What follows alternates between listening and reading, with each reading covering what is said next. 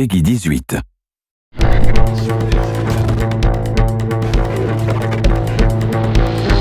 Frostbite's been in development since 2006, and there's always been a roadmap and a plan for Gen 4 and beyond. So I like to think of Frostbite as an evolutionary process, and Frostbite 3 is the next step in that evolution. Frostbite 3 is a really powerful tool set. A gamer is going to experience a much more authentic, believable, and realistic-looking game.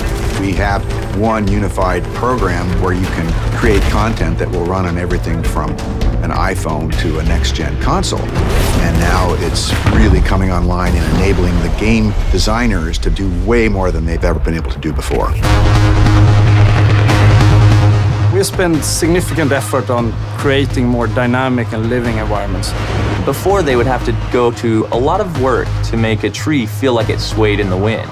Now we give them the tools to create the tree, and we let the game engine control how the wind affects that tree. Frostbite allows everything to work together. The waves on the beach, the wind blowing the whitecaps, even the clouds overhead all move consistently with the forces of nature. You might see an explosion go off, you'll see the trees nearby shake from the explosion. It's sort of subtle, but it creates this sense of seamless reality. So the large world coupled with a lot of people running around interacting with you really pays off in Battlefield 4.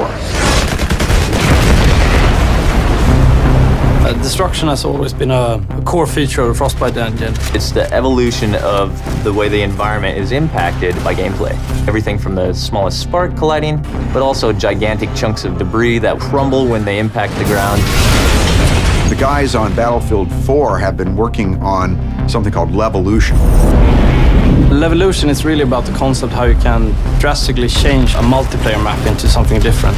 It could be anything from a big building collapsing or to a dam breaking or anything really big game changer to the level. A recent feature that we've put in, and you'll see in Battlefield 4, is our networked water simulation.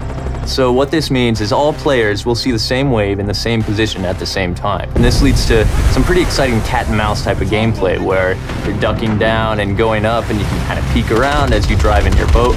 It will no longer swim on a flat surface. Instead, it will be affected by the different waves and everything. And that comes to everything from living characters that are swimming, but also to the ragdolls. Something like a jet crashes into the ocean, you'll see the water react and the debris will then float on the waves. It's a very, very cool dynamic engine. Things just happen and it seems right. Take cover! In Frostbite 3, we've made a priority of much more believable, emotionally believable characters. There's a whole slew of features in Frostbite that support that, and one of the most important is the way a person's eyes look.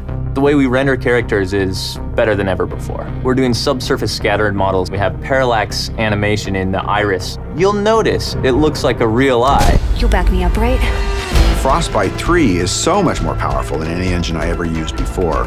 And it's not just the specific features and the framework, it's the fact that we're collaborating with other teams around the world.